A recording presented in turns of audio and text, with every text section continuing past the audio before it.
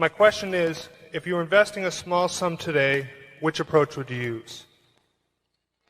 Well, I would use the approach that I think I'm using now of trying to search out businesses where I think they're selling at the lowest price relative to the discounted cash they would produce in the future. But if I were working with a small amount of money, the universe would be huge compared to the universe of possible ideas I work with now.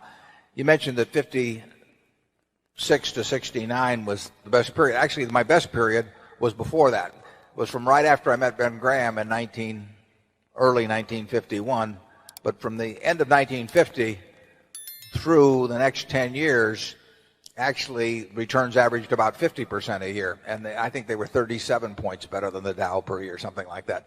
But I was working with a tiny, tiny, tiny amount of money.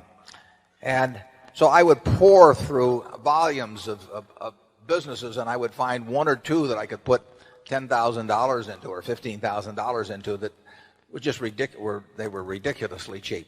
And obviously, as the money increased, the universe of possible ideas started shrinking dramatically.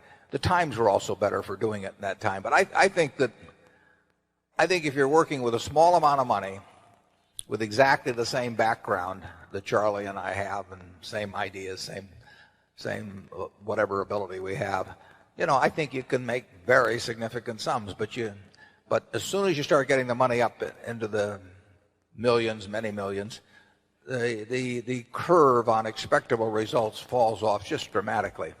But that's the nature of it. You've got to, when you get up to things you can put millions of dollars into, you've got a lot of competition looking at that, and they're not looking as I did when I started. When I started, I went through the pages of the manuals page by page. I mean, I probably went through 20,000 pages in the Moody's Industrial, Transportation, Banks, and Finance manuals. And I did it twice. And I actually, looked at every business. I didn't look very hard at some. Well, that's not a practical way to invest tens or hundreds of millions of dollars. So I would say if you're working with a small sum of money and you're really interested in the business and willing to do the work, you will find something. If you were, there's no question about it in my mind. You will find some things that promise very large returns compared to what we will be able to deliver with large sums of money. Charlie? Well, yeah, I think that's right. A brilliant man who can't get any money from other people and is working with a very small sum probably should work in very obscure stocks, searching out unusual, mispriced opportunities. But,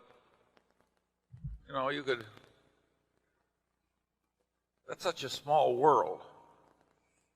It may be a way for one person to come up, but it's a long slog.